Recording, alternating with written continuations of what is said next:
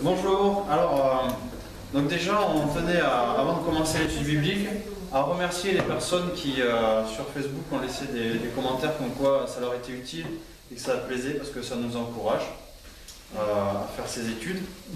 En sachant, ah oui, on voulait demander aux personnes qui regardent si vous avez des conseils, parce que nous on débute dans la vidéo, pas forcément dans les études, mais dans la vidéo. Donc en sachant qu'il y a des objectifs qu'on voulait faire, on voulait, arrête de te moquer au papa, on avait des objectifs, c'est premièrement faire des études sur les fondements, des choses simples, accessibles, parce qu'il y a beaucoup de monde qui a besoin des fondements dans la foi, parce qu'on fait des études souvent sur des choses compliquées, qu'il y a besoin d'aborder, mais les nouveaux chrétiens ont besoin de fondements. Et deuxièmement, également pour les personnes qui ne peuvent pas sortir, qui sont bloquées chez eux ou qui n'ont pas accès à une église. Et troisièmement aussi pour les personnes qui tomberaient dessus et qui ne connaîtraient pas le Seigneur et qui pourraient voir qu'on peut étudier la parole de Dieu tout en ayant des moments de fou rire. Ça ne veut pas dire qu'on manque de respect envers la parole de Dieu, pas du tout. Mais nous, on est dans la joie du Seigneur. Et donc, on veut qu'il y ait aussi des personnes qui ne connaissent pas, qui puissent se rendre compte que étudier la parole de Dieu, c'est pas quelque chose de triste et morose, mais c'est vraiment quelque chose de vivifiant. Voilà, alors on avait commencé une étude sur la personnalité de Dieu. Et avant de revoir ce qu'on avait vu la dernière fois et de commencer, on va prier. Seigneur, je te rends grâce pour cette soirée, pour ce temps de partage, pour le fait qu'on ait cette liberté de pouvoir s'approcher de toi, de pouvoir évangéliser, de pouvoir témoigner de toi, de pouvoir apprendre de toi, de pouvoir être formé, enseigné. Et merci pour la joie, Seigneur, que tu mets dans nos cœurs, pas seulement quand c'est Noël, mais tous les jours. Amen. Amen.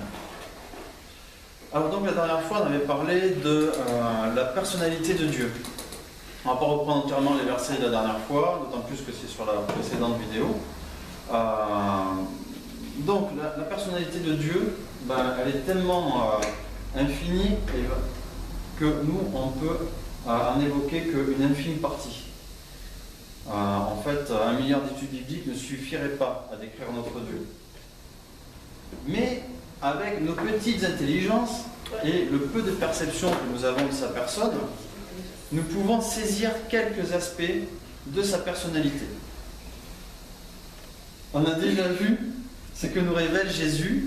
Donc on va lire Jean 4, 24, s'il y a quelqu'un qui peut lire ce verset, ce que nous révèle notre Seigneur Jésus-Christ au sujet de Dieu, dans Jean 4, verset 24. Dieu est esprit, et il faut que ceux qui l'adorent, l'adorent en esprit et en vérité. Voilà. Oui, le micro, vous le prenez si vous ne parlez pas trop fort. Sinon, parlez bien fort. Voilà. Donc, Jésus nous révèle que Dieu est esprit, invisible, mais partout à la fois. Là, je vous invite à relire le psaume 139. On ne va pas le lire parce qu'il est assez long, mais on l'avait déjà vu dans la précédente étude sur l'infini de Dieu. Donc je vous invite à le relire et vous verrez que donc Dieu est partout à la fois. On avait vu aussi que Dieu nous aime d'un amour éternel. Là, je vais vous demander de lire Jérémie 31, verset 3.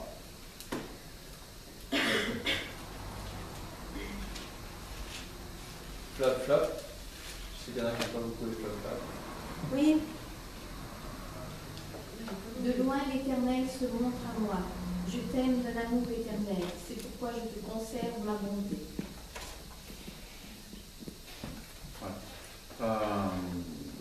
Voilà, donc là, on voit dans ce verset que l'Éternel... Tu peux le relire, s'il te plaît, avec le micro, parce que j'ai pas très bien saisi si c'était le...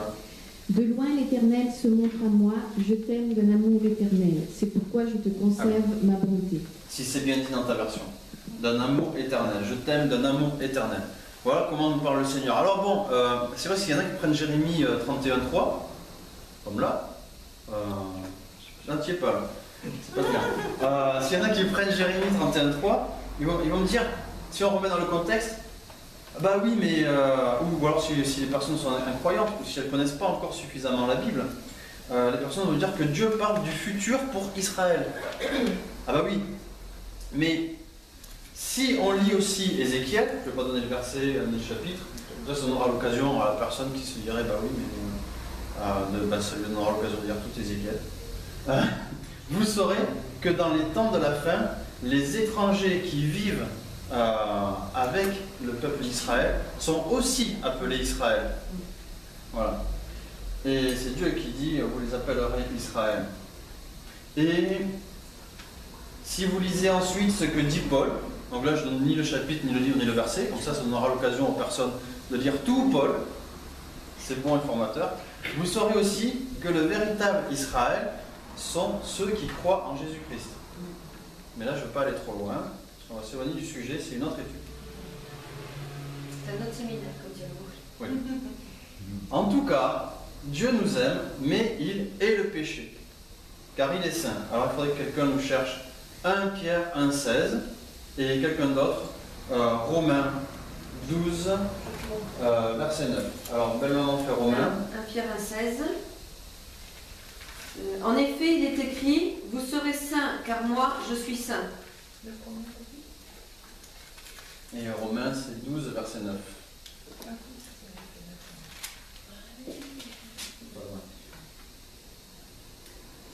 Que l'amour soit sans hypocrisie, ayez le mal en horreur, attachez-vous fortement au bien.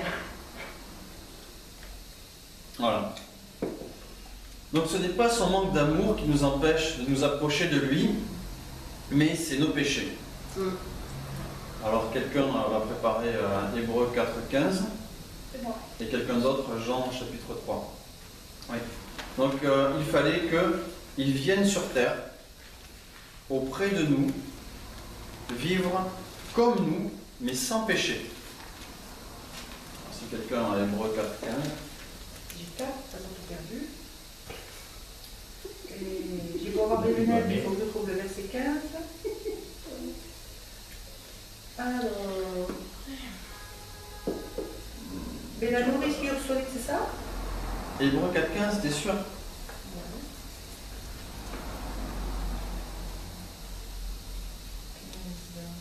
En effet, Oui, merci. nous n'avons pas un grand prêtre incapable de compatir à nos faiblesses.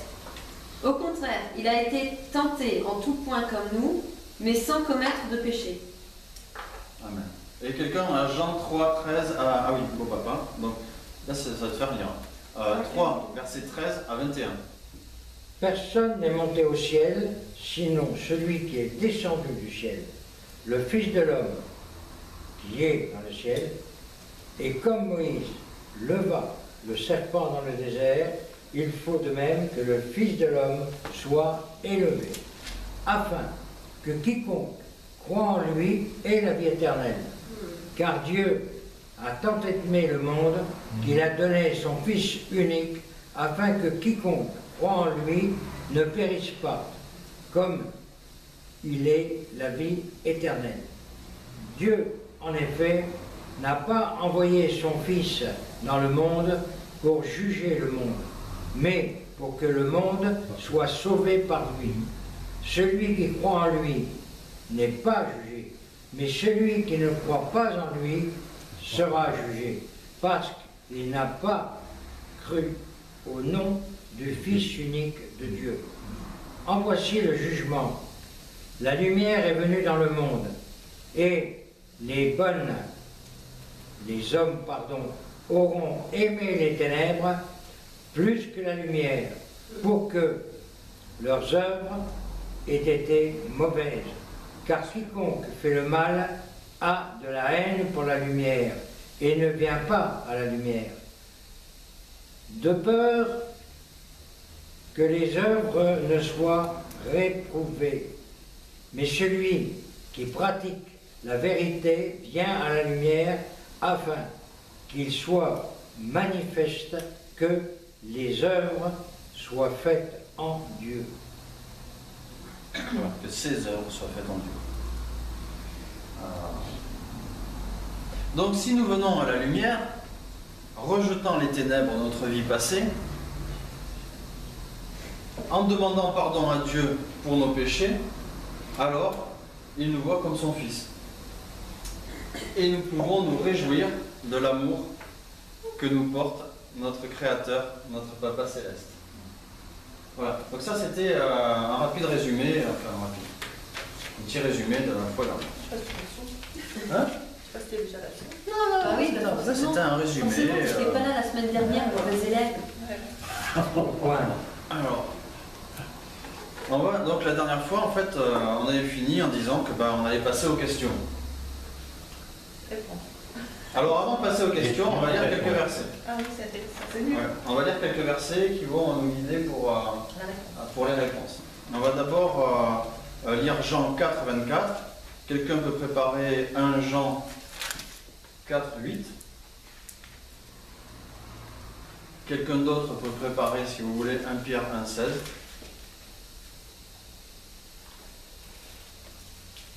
Dieu est esprit. Alors c'est lequel Et celui-là? il faut que ceux qui l'adorent, l'adorent en esprit et en vérité. Jean 4, 24. Voilà, et là c'est Jésus qui nous dit ça. Donc quelqu'un a 1 Jean 4, 8. Oui. Celui qui n'aime pas n'a pas connu Dieu, car Dieu est amour. Donc après, on peut nous trouver 1 Pierre 1, 16 et Psaume 115, verset 3. 1 Pierre 1, 16. En effet, l'Écriture déclare « Soyez saints, car je suis saint ». Alors peut-être qu'au fond, il faudrait prendre le micro, parce que c'est quand même loin. Tu veux le relire, s'il te plaît? Attention, Nicole.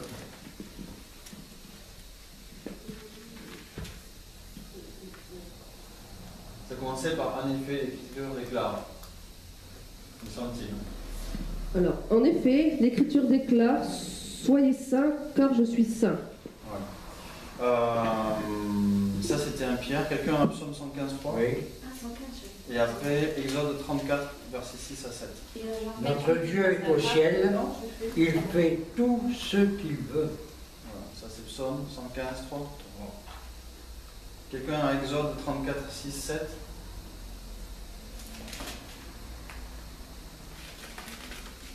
C'est pas bien. Et Jean 15, verset 13 aussi. Et l'Éternel poussa devant lui et s'écria, passa devant lui et s'écria, l'Éternel, l'Éternel, Dieu miséricordieux et compatissant, lent à la colère, il n'est pas branché. Je reprends. Et l'Éternel passa devant lui et s'écria, l'Éternel, l'Éternel, Dieu miséricordieux et compatissant, lent à la colère, riche en bonté et en fidélité, qui conserve son amour jusqu'à 1000 générations, qui pardonne l'iniquité, la rébellion et le péché, mais qui ne tient point le coupable pour innocent, et qui punit l'iniquité des pères sur les enfants et sur les enfants des enfants, jusqu'à la 3e et à la 4e génération. Et Jean 15, 13. Quelqu'un là? Oui. 13. Il n'y a pour personne de plus grand amour que de donner sa vie pour ses amis. Voilà. Et là, c'est Jésus qui parle. Et on sait jusqu'où il allait aller pour ses amis. Et pour nous-mêmes. Enfin, nous, on ne le connaissait pas. Il n'existait pas, mais lui, il nous connaissait déjà. Ouais. Question. Alors, moi, j'ai déjà les réponses parce que j'y réfléchis. Alors, Ah, tricheur. bah oui, ça fait 2 semaines que je réfléchis. Je vous laisse le temps de répondre quand même. Qu'est-ce que veut dire le fait que Dieu est personnel et infini? Bon, infini, c'est simple à comprendre. Ça veut dire que ça n'a pas de limite. Il n'a pas de limite. Tout ce qui est impossible à l'homme ne l'est pas pour lui dans quelque domaine que ce soit. Et l'autre terme, c'était quoi? Personnel. Personnel, eh bien oui, parce qu'il est multiple et en même temps, il s'adresse à chaque cœur, à chaque identité, à chaque personne. Il a déclaré à Moïse, je suis celui qui suit.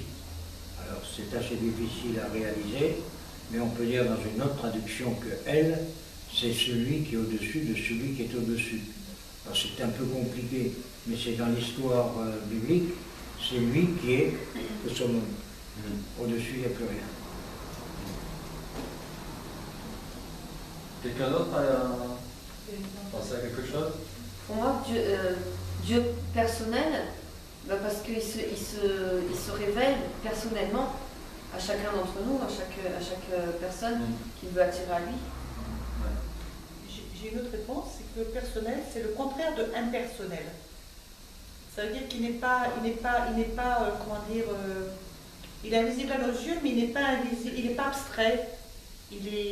Il n'est pas visible à nos yeux, mais pour autant, quand on lit sa parole, on voit qu'il y a une certaine logique et on ne peut pas rester, comme on était avant. C'est pas possible.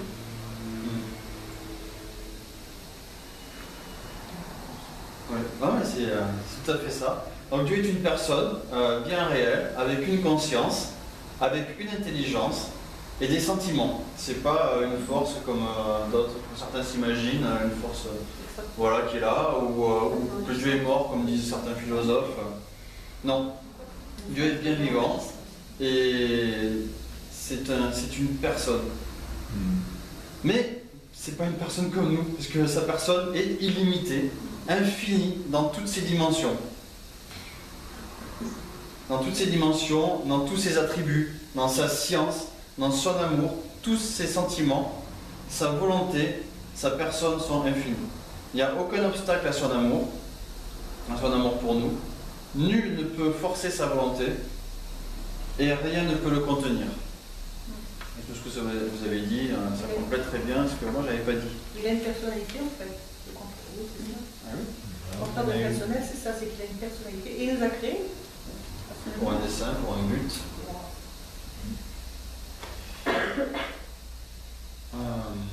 Autre question. Armand, tu voulais dire quelque chose? Non, je vais dire deuxième question. Deuxième question. Dieu est fidèle et ne change pas. Quelles sont les conséquences pour nous?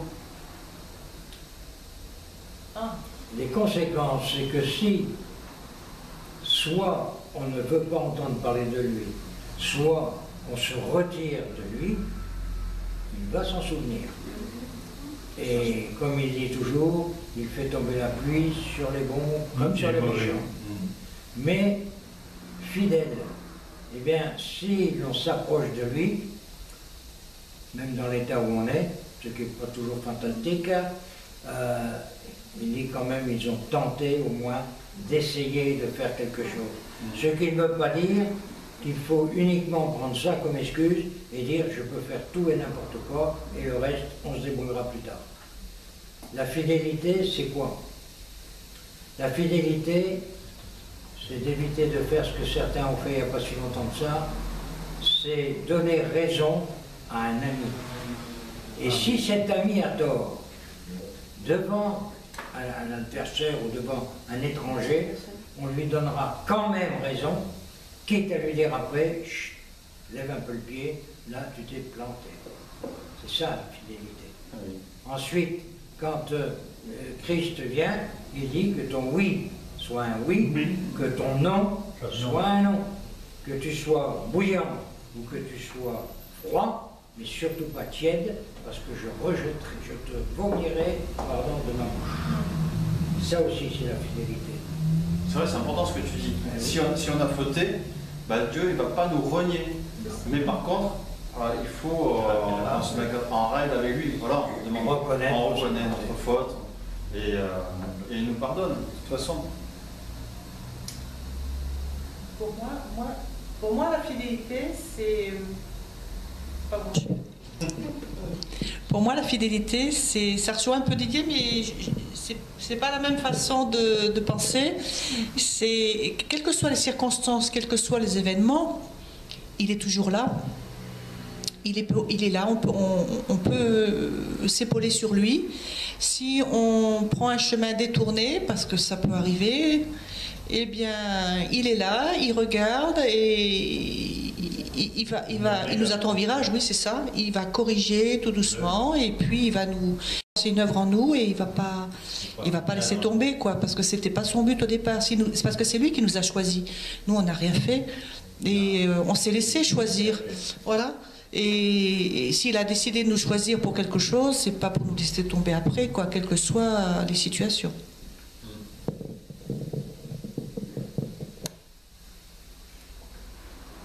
Quelqu'un d'autre? Oui, parce que là-bas, ça travaille pas beaucoup du ciboulot. Hein. Chut. Je veux pas dire qu'encore une fois, les mauvais élèves sont dans le fond. Hein. Ben oui, mais c'est normal. Hein. Ils sont studieux. Mauvais élèves. Rien à voir.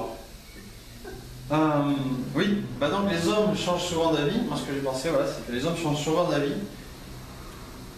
Et comment on peut expliquer qu'un jour on s'aime, on se marie, et 10 ans après, il y en a un des deux ou les deux qui ont perdu l'amour qu'ils avaient pour leur conjoint. Parce que leur amour était certainement réel, mais humain, donc imparfait. Alors que l'amour de Dieu, lui, est infini. Infini dans le temps, infini dans l'espace que prend ce sentiment dans l'infini de son cœur. Il y a donc de la place pour tous dans le cœur de Dieu. Oui. Ben, est-ce qu'il y a de la place pour tous, j'ai envie de demander, dans notre cœur à nous aussi? Il cause toujours, tu dis? Non, pas toujours. Pas Il cause toujours. Ah, ça m'aurait étonné. Ah, c'est pas mal. J'aime ça. Alors bon. Pas toujours, ouais, c'est vrai. C'est magnifique. Donc, vous voyez, sa fidélité envers nous est aussi infinie que son amour. Comme on l'a dit, Didier et Anne l'ont dit. Et tout ce qu'il est, donc les conséquences pour nous sont énormes. Nous pouvons nous confier en Dieu pour tout et sans limite. Mais si vous me demandez de l'aide, par exemple, on m'appelle cet après-midi, oui, tu peux venir pour faire ceci, demain, ou ce soir, on va me dire, ah, j'ai besoin de demander conseil pour un ami, demain matin, on va revenir, j'ai ça qui va pas, oh stop, j'ai besoin de vivre. Ça c'est moi, mais pas Dieu. Dieu, lui, eh ben, c'est pas pareil. Il a le temps pour tous, pour tout. Ouais. Et en même temps, il n'a pas besoin de subalterne. Une fois, j'ai dit, pourquoi tu pries Saint un tel, Saint un tel, Saint un tel? Et on m'a répondu, mais parce que Dieu, c'est qu'un homme. Il a besoin de déléguer quand même. Je dis, non, t'as rien compris à Dieu. Dieu, il peut tout faire en même temps. Et voilà. Rien ne peut l'arrêter. Quelque chose que je suis en train de penser aussi, quand on parle de la fidélité de Dieu, c'est aussi quand il nous dit qu'il va faire quelque chose, peu importe si ça tarde à venir, peu importe si nous on trouve le temps long, mais il le fera. Du moment qu'il a dit qu'il fera quelque chose, c'est sûr qu'il le fera. Il n'oublie jamais ses promesses. Et nous, on croit parce que on l'expérimente tous les jours, on l'a encore expérimenté, comme Nicole nous a dit que tu avais eu la maison que tu voulais. Voilà, bah, gloire à Dieu. Et puis pas loin de... Alléluia. On a un Bon, grand... et il tient tout en réserve pour nous, mais au temps où lui, il a décidé. Voilà. Donc, il a le temps pour tous, pour tout, en même temps, et avec la même égalité pour tous. Et plus vous aurez besoin de lui, plus il sera heureux. Ah oui. Parce qu'il n'est pas mort à la croix pour rien. Eh oui, et ça réjouit son cœur de père. Parce que c'est un père, et quand un enfant s'approche de son père et qu'il lui dit papa j'ai besoin de ceci, le père écoute. Ah oui? Et si vous êtes mauvais, vous ne lui donnerez jamais une pierre à manger quand il vous du pain. Ah, Oui. tu me donnes ça en mot? Si tu veux. Oui, mais le père est limité, le père humain est limité. Si tu veux, je vais dire, voilà. Il a 50 €. Alors, comment comprendre sa sainteté et comprendre la sainteté dans notre relation avec lui? C'est compliqué. Comment comprendre sa sainteté et la sainteté dans notre relation avec lui? Il faudrait définir le mot saint, parce qu'on le met à toutes les sauces. Saint découle du grec qui veut dire mis à part. Et on a mis saint celui qui a une auréole, qui est fantastique, qui est merveilleux, qui est teuteux, qui est tata, qui est tout ce que l'on veut. Et on appelle ça les saints. C'est-à-dire, matata aussi. C'est-à-dire que si des gens se sont bien comportés dans leur vie, on pense à l'abbé Pierre, on pense à la sœur, j'ai bouffé le nom, et la petite sœur qui s'occupait des pauvres, tout ça. Bon, il y a des gens comme ça. Moi, je pense au père Brottier, puisque, mais il y a des gens comme ça où on peut dire chapeau, parce qu'ils ont fait quelque chose. Alors on leur a mis saint. Mais c'est pas ça, saint. Saint, c'est mis de côté. Par contre, parmi les saints, oui, il y en a qui se sont beaucoup plus avancés dans leur œuvre que d'autres. Ça, c'est une chose. Alors, Dieu est-il saint? Ben, Dieu ne peut pas être mis à part. Il est pleinement. Il est là, c'est lui qui est là. Alors, dans notre esprit, dans l'idée qu'on se fait du saint, on dit Dieu est saint. Moi, je dis il est parfait, il est au summum. Il n'y a pas de mot pour le classifier. Aucun mot ne peut le classifier. Parce que si on veut le classifier, il est plus saint. On le met à part de ceux qui sont à part. Or, il n'est pas à part de ceux qui sont à part, il est en pleine dame. Tu peux répéter la question maintenant? J'ai la vidéo. Alors, répète ta question quand même. Ta question, comment comprendre sa sainteté et comment comprendre aussi la sainteté dans notre relation avec lui. Là, Didier nous a parlé de la sainteté de Dieu et d'être saint nous, mais la sainteté dans notre relation avec lui. Ça n'a pas répondu. Pour moi, Dieu est saint parce qu'il est pur et sans péché. Il nous a choisis, on a été choisis par lui et pour lui, et il nous a créés à son image, donc nous sommes saints. Mais, étant donné qu'on doit limiter, on doit faire en sorte dans notre vie humaine, terrestre, polluée, de faire, non c'est vrai, plus que polluer même, et même dans nos pensées, dans notre cœur, hein, la parole le dit, on a le cœur tortueux, on a les pensées qui, hein, l'ennemi il travaille là-dedans, hein. Puis chez moi ça fume, hein. Chez moi ça fume souvent, et donc à partir de ce moment-là, eh ben, nous devons être saints, c'est-à-dire tenter, dans la mesure du possible, à faire comme lui, à être bien, à faire bien, à dire bien. Et notre relation avec lui, eh ben, c'est la relation de sainteté entre nous et lui, c'est, pour moi, c'est être vrai devant lui. Parce que de toute façon, ça ne sert à rien de mentir et de cacher, il sait tout.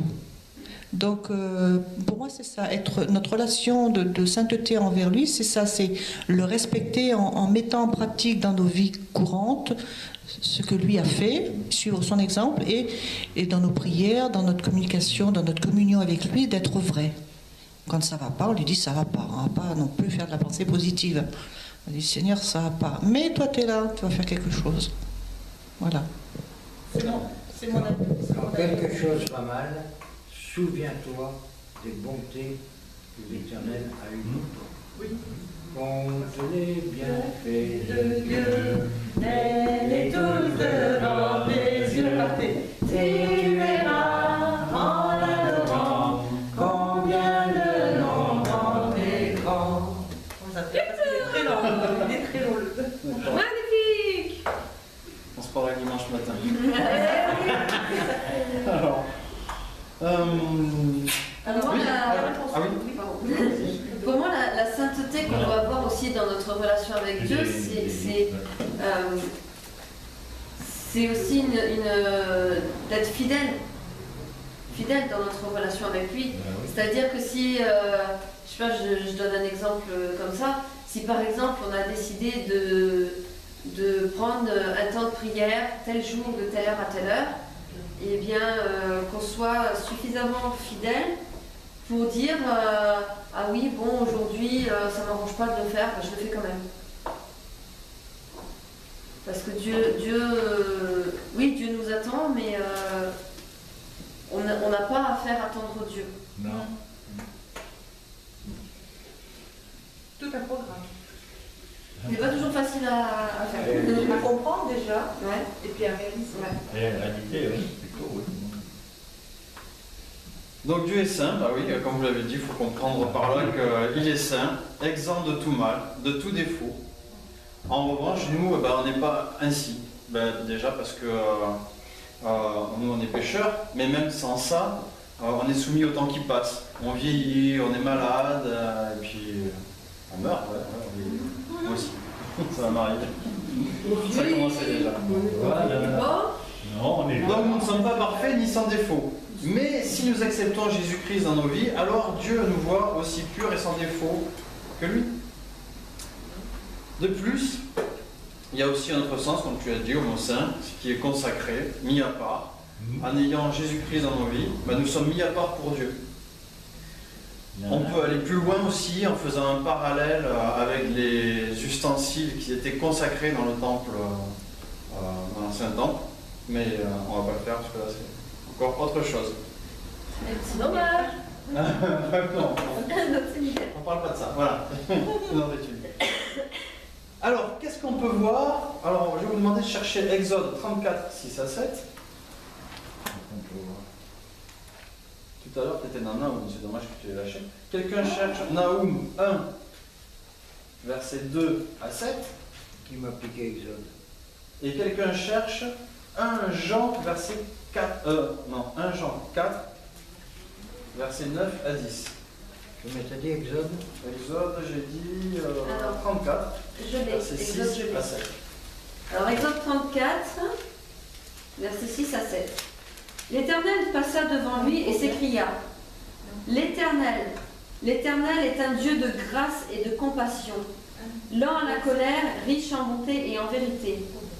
Il garde son amour jusqu'à 1000 générations.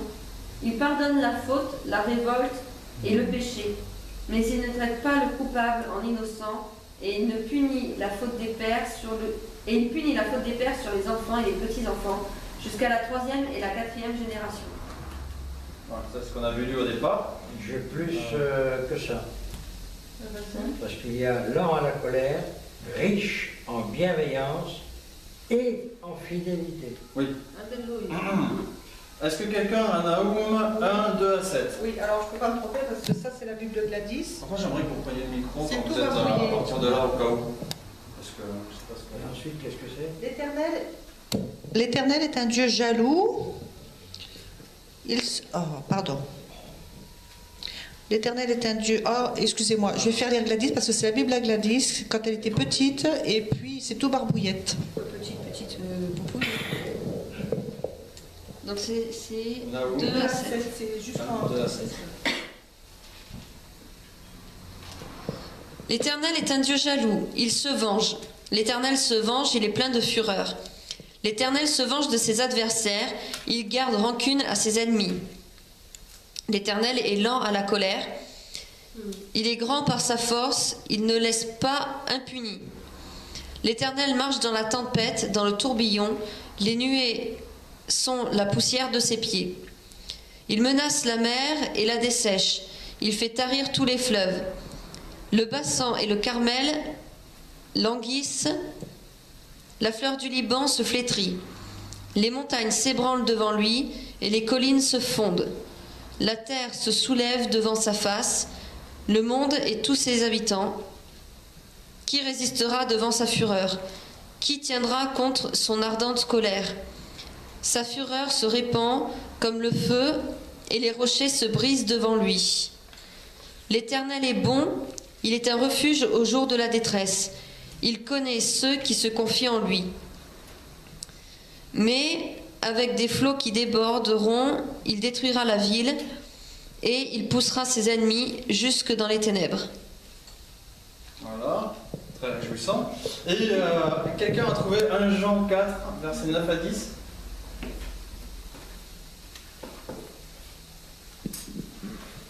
L'amour de Dieu a été manifesté envers nous. Il a allumé le micro?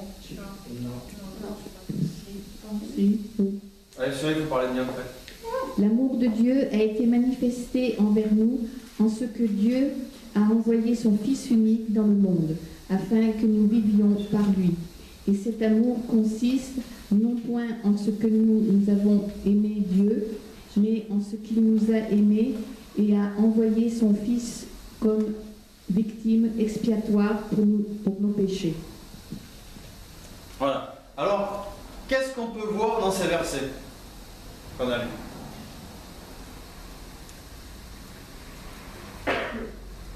Que l'Éternel est lent à la colère et riche en bonté.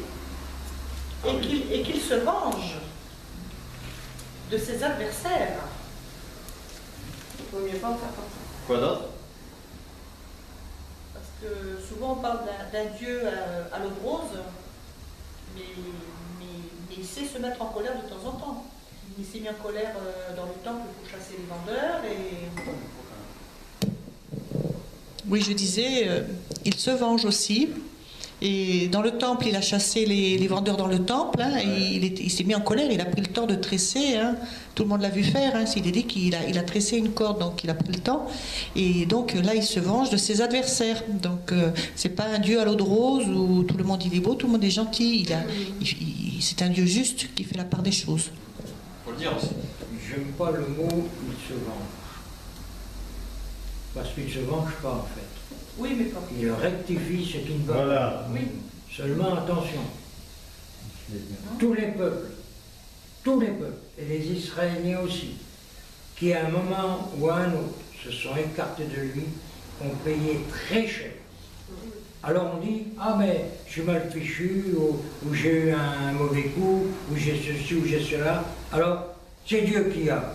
Non, c'est pas Dieu qui a, c'est nous qui nous sommes embarqués dans une sale affaire, et ensuite, il faut en payer les conséquences. Sinon, je sors, je tue quelqu'un, oh qu'est-ce que je regrette, ça y est, c'est fini. La police arrive, ah mais je regrette beaucoup. Oh mais tu peux continuer, ça va pas ça. Alors, et Dieu va se venger. Non, il ne va pas se venger. Quand je vais comparer, tu vas me dire, alors qu'est-ce que tu as fait? Tu en as fait combien? Ah ben oui, mais voilà. C'est vrai. Il y a le terme venger dans la Bible, mais il faut savoir. Mais il faut savoir l'interpréter et le mettre à quel passage il est. Quel est le mot qui a été traduit comme ça? Et là aussi, sur la vengeance de Dieu, il y a toute une étude à faire. Ah oui. Enfin donc, ce qu'on peut voir dans les deux premiers passages, c'est que Dieu est bon, compatissant, fidèle, comme vous l'avez dit, mais cela n'exclut pas qu'il ne supporte pas le péché, à cause de sa sainteté. Et face à lui, le pécheur ne peut pas être tenu pour innocent. Et la justice de Dieu s'exercera sur lui. Mais Dieu nous aime d'un si grand amour, c'est ce qu'on voit dans le 3e verset qu'on a lu, qu'il a donné son Fils pour nous sauver, afin qu'à travers la pureté et l'obéissance de Jésus-Christ, nous puissions, sans crainte, mais avec joie, nous approcher de notre Père Céleste et vivre éternellement avec lui. Question. Oui. Dans la feuille avant, Dans la feuille avant, là, tu as parlé du pécheur. Oui. Relis-moi le terme, parce qu'il m'est venu autre chose. Le pécheur ne peut être tenu pour innocent. Et tu parles du pécheur chrétien ou non chrétien? Les deux. Ah bah, Eh bien parce que le non chrétien, il dit quand même que le Seigneur ne tient pas compte des temps d'ignorance. Donc ça veut dire s'il n'est pas conscient qu'il pêche, il est pas condamné, il est pas... Ah bah si. De toute façon, il doit rendre compte, oui, mais il a des conséquences à payer. Ou tu es dans le royaume de Satan, ou tu es dans le royaume de Dieu. Oui. Donc si tu es chrétien, tu as accepté Jésus-Christ, tu es dans le royaume de Dieu. Et à ce moment-là, Dieu te voit comme son fils. Si tu pêches, eh ben, tu rates le but. Voilà, tu rates le but. Oui. Donc, qu'est-ce que tu fais? De toute façon, c'est manquer le but, la définition de péché, qu'on soit chrétien ou pas. D'accord. Donc, dans ce cas-là, tu demandes pardon à Dieu, Dieu te pardonne parce que tu es convaincu par l'Esprit Saint de pécher. Mais si tu n'es pas chrétien et que tu pêches, tu te crois bien, mais qu'est-ce que dit la parole de Dieu sous la plume de Paul? C'est « Ils sont donc tous inexcusables parce qu'ils n'ont pas glorifié Dieu ». Oui, d'accord. Donc, tous inexcusables. Et c'est clair. Donc, à partir de là, les gens ont besoin de venir à Dieu. On est venu à lui, il ne va pas dire « Bon, tu viens à moi maintenant, mais on va faire la liste, hein, mon gars. » Oui, voilà, c'est ça. Et Dieu ne dit pas ça. Dieu C'est ça. efface tout. Terminé. Oui, d'accord. Il n'y a qu'en français qu'on peut faire ça. D'accord. Je suis mal exprimé, mais c'est ça. Oui, c'est bon. Effacer une nouvelle, oui. Voilà. Tout à fait. Non, bah, c'est bon, je suis d'accord. Alors, autre question. Quelle attitude devons-nous avoir face à la colère de Dieu? Pour comprendre quelle attitude on doit avoir, on va quand même lire Jean 3, 36. Parce que je vois que tu as dû te répondre tout de suite, là. Est-ce que tu connais tout par cœur? Quelqu'un va chercher 1 Thessaloniciens, chapitre 1, verset 10. Et quelqu'un d'autre, Romains 5, verset 9. Elisabeth et Nicole. C'est moi qui l'ai été seul. Alors, toi, prends Jean 3, 16. Et dans ce cas-là, c'est toi qui commence. 1 à 10. Jean 3, 36, pardon. Jean 3, 36. Et quelqu'un nous trouve Romains 5, 9. Elisabeth, tu vas pas t'allumer les yeux avec ça? Non, pas bien. Thessaloniciens. Alors, on commence par Jean. Ouais, 1, 10. Donc Jean 3, 36. Oui. Celui qui croit au Fils a la vie éternelle. Celui qui ne croit pas au Fils ne verra point la vie, mais la colère de Dieu demeure sur lui.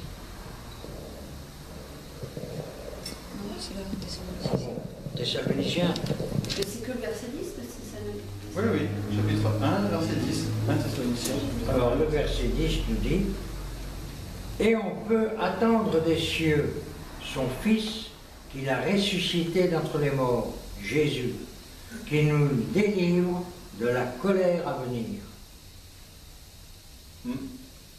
Elisabeth? C'est Romains 5, 9. Par son sacrifice, nous sommes maintenant rendus justes devant Dieu. À plus forte raison, serons-nous sauvés par lui de la colère de Dieu. Amen. Alors, donc, je reprends la question. Quelle attitude devons-nous avoir face à la colère de Dieu? La repentance. Parce que, vu la quantité de blagues, oui, je pas dit couillonnade, Il est resté sérieux. Magnifique. Hein? Ça lui manquait. Où j'en étais. Donc, ce que l'on fait tous les jours, moi, celui qui me dit je pêche pas dans la journée, je dis tu viens déjà d'en faire un, tu viens déjà de couper le but, d'entrée de jeu. Alors, cette colère, il a de quoi avoir de la colère? Il envoie son fils, et nous, qu'est-ce qu'on fait? On dit ouais, j'en fous de ça. Ah ouais, mais ça ne peut pas coller.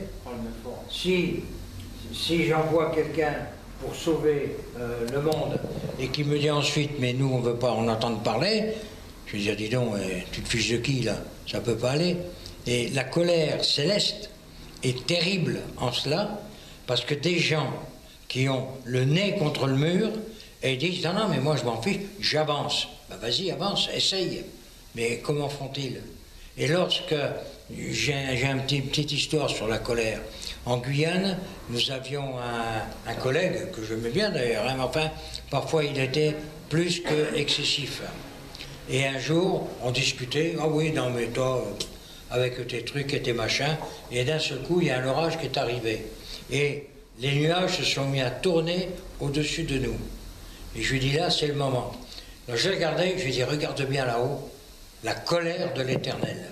Il s'est enfui en courant, il ne m'a jamais plus reparlé de ceci ou de cela, ça a été terminé pour lui. Il avait vu quelle pouvait être la colère de l'Éternel. Et les Israélites l'ont vu aussi. Et nous, nous le voyons, il suffit d'ouvrir les yeux. C'est vrai. On dit que Dieu ne parle pas des fois, mais il suffit de regarder les signes déjà qu'on voit autour de nous.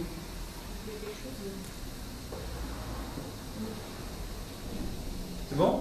C'est bon même? D'accord. Donc la Bible nous enseigne que nous devons nous confier en Jésus. L'expression « qui ne se confie pas » peut aussi être traduite par « qui n'obéit pas ». Et il est donc capital d'obéir à Jésus. Il dit quoi? Aimez-vous les uns les autres. Aime ton Dieu de tout ton cœur et de toute ton âme. Aime ton prochain comme toi-même. C'est pas facile d'aimer son prochain. Et ou de bénir et de faire du bien à ceux qui nous font du mal. Mais si nous ne voulons pas subir la colère de Dieu au jour du jugement, et Dieu lui-même ne veut pas de la submission, alors il nous faut suivre Jésus-Christ en faisant table rase du passé. On va lire Luc 9, verset 62. Ouais, c'est le dernier verset. De son français. Si c'est une étude biblique qu'on ne lit pas. Non, mais je rigole pas. Luc de combien? Luc 9, verset 62.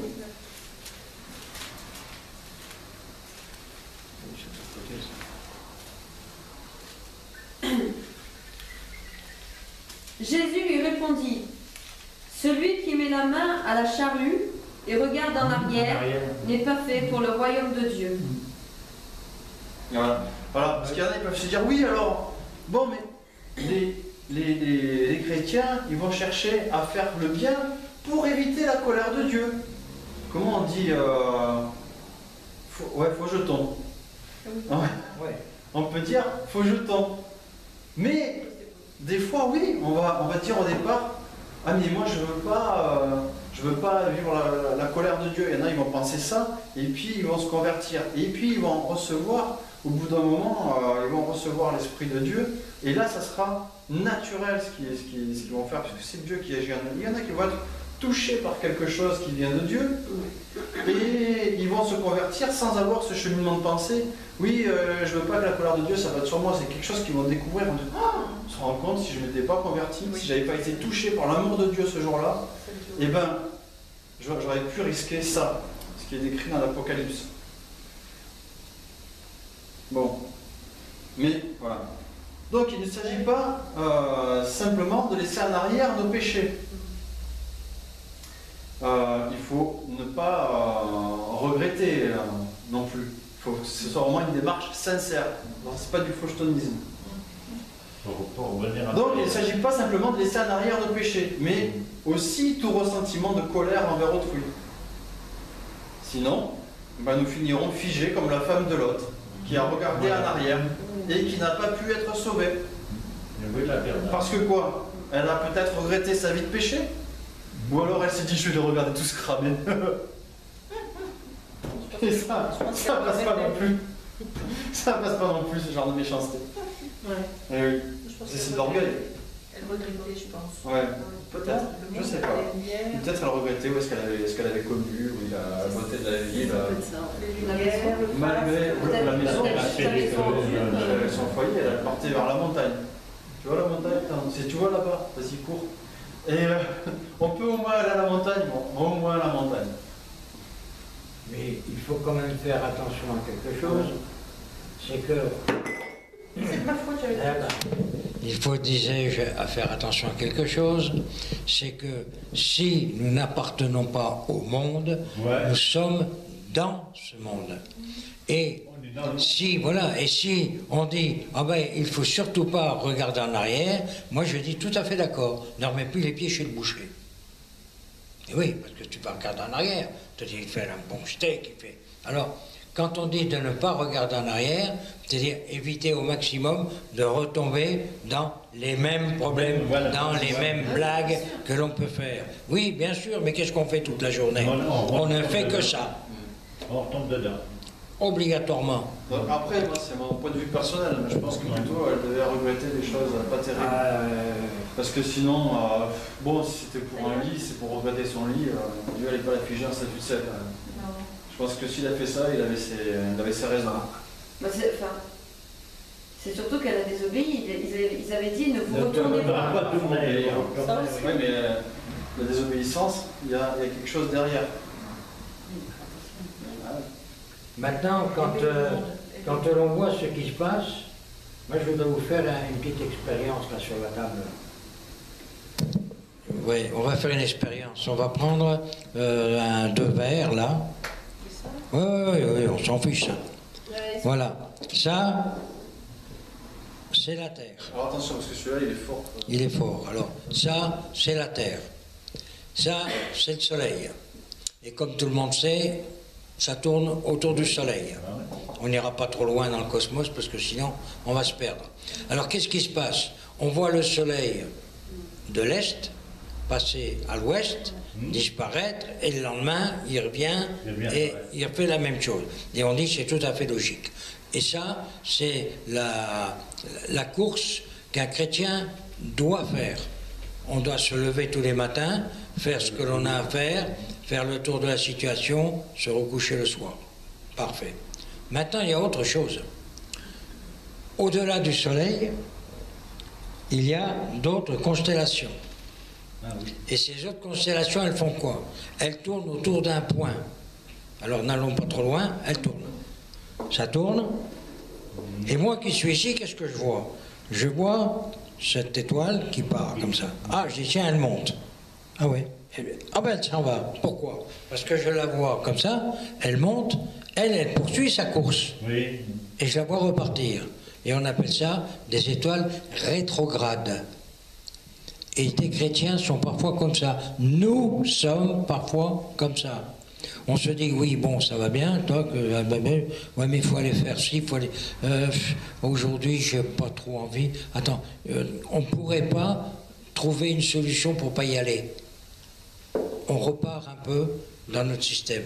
Ça ne veut pas dire pour autant qu'on rejoint le monde, mais ça veut tout simplement dire que effectivement on est dans le monde et très souvent on est influencé par ce monde, par ce qu'il y a à faire, par le matin tu te lèves, tu vas travailler.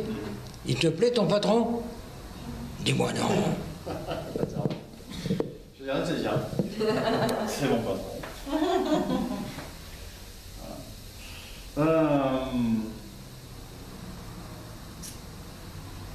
Oui. Donc, voilà. Donc, du coup, elle a regardé en arrière, la femme de l'autre, et elle a subi la colère des autres. Autre question. Dieu nous aime. Qu'est-ce que cela signifie pour nous? Cela signifie que par cet amour... Attends, pourquoi pas? Oui, mais j'en ai pas besoin. Cela signifie, disais-je donc, que par notre amour, nous serons sauvés si l'on garde toujours en présence l'image et la volonté de l'Éternel. Et Christ est venu pour nous dire, voilà le chemin à prendre. D'accord? Autre chose? La question c'est, Dieu nous aime, qu'est-ce que cela signifie pour nous?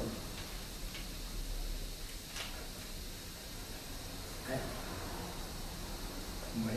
Non, ça ne vous inspire pas que Dieu vous aime? Si, il y a plein de choses à dire en fait, oui. La première qui vient par la tête? Bien comment ça changera un peu. Déjà, on trouve la paix. Et puis de savoir que Dieu nous aime comme un père, qu'il ne change pas, c'est très rassurant. On sait qu'on peut compter sur lui, que si nous faisons une faute, eh bien, nous pouvons toujours venir vers lui et nous demander pardon et qu'il nous pardonne. Et que Dieu nous aime, ça signifie aussi qu'on peut l'aimer. Et c'est une relation qui est merveilleuse. Il y a plein de choses qui ne peuvent pas s'expliquer, c'est merveilleux. Ben, c'est déjà joliment dit. Mais vas-y, dis ce que tu as à dire. Vas-y. Pour moi, je suis d'accord avec Nicole, hein. Et d'une manière générale, ça devrait être une assurance. Je dis bien ça devrait, mais même en tant que chrétien, il arrive des fois où on n'a pas la notion concrète de cet amour et on est incrédule, on est pas dépressif, mais on peut avoir le moral à zéro, parce qu'on oublie que Dieu est amour, qu'il est présent, qu'il peut tout faire. Ça devrait être une force. Il est une force. Il est une protection, il est une puissance, mais pour autant, humainement parlant, on a tendance à oublier trop souvent cet amour immense et incompréhensible pour nous, en fait. Voilà. C'est les traces sur le sable. C'est... oui. L'homme marche dans le désert, et d'un seul coup, il se rend compte qu'il est tout seul. Seigneur, où es-tu? Où es-tu? Pas de réponse. Oh.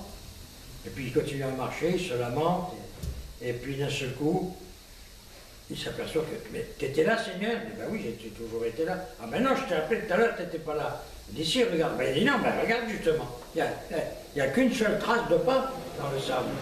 Et l'Éternel lui dit, oui, parce que je te portais sur mes épaules. Voilà, donc que le créateur... Vous voulez dire quelque chose? D'accord.